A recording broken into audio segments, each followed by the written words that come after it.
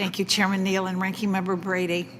And thank you, Ambassador Tai, for being here so long today. You're awesome. And I really appreciated getting to meet with you when you spoke with me and my colleagues. And I look forward to working with you in the future years in your new role. Trade is incredibly important to my home state of West Virginia. We have abundant natural resources such as coal, natural gas, oil, and timber. And I want to ensure that we have markets around the world to send these resources. When it comes to energy trade, it is crucial that this administration continues to see energy as a significant export asset. The advent of hydraulic fracturing has made the United States energy independent and decreased our emissions, all the while making us a net exporter. Exportation of U.S. natural gas not only has the ability to power developing countries that are coming online, but it also can decrease our allies' reliance on dangerous regimes such as Russia. I believe these accomplishments of the U.S. LNG are right in line with the administration's goals.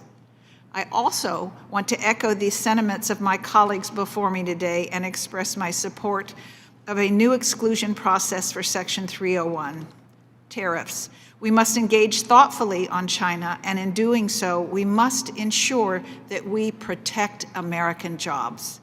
Further, I want to reiterate my support for Congress to reauthorize GSP, MTB, and TPA. Expiration of these programs is costly for companies and workers. Lastly, Ambassador, you said in an answer to Mr. Blumenauer that China moves fast and has a very clear vision of where it wants to go. I'm obviously concerned about the waiver in terms of the Biden administration basically giving China our IP legally.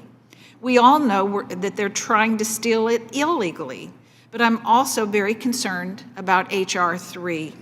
We know China is doing everything it can to build up their biotech industry. Changes China has made in their biotech regulatory framework has allowed them to approve 60 new molecules in 2018, up from 7 a few years before. Under H.R. 3, the opposite will happen here in the United States.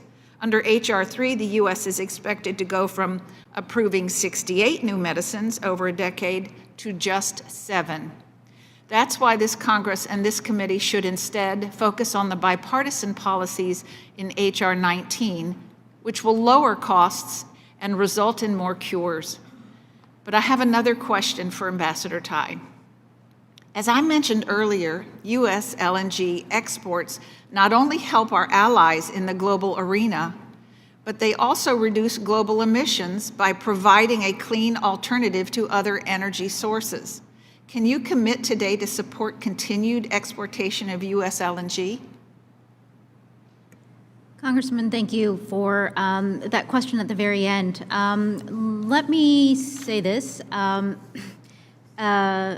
not prepared today to engage on LNG. There are a couple things that you said that challenged my understanding or facts that are inside my head. So let me take a little time to educate myself more on LNG and then come back to you.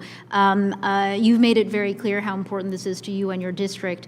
Let me not stumble in and give you an answer that I have to come back and correct, or that isn't going to be a quality answer. If you don't mind, allow me to follow up with you on your specific LNG question. Well, that's one of the things that I'm seeing that I admire about you is you just tell me sincerely what you feel, and I appreciate that.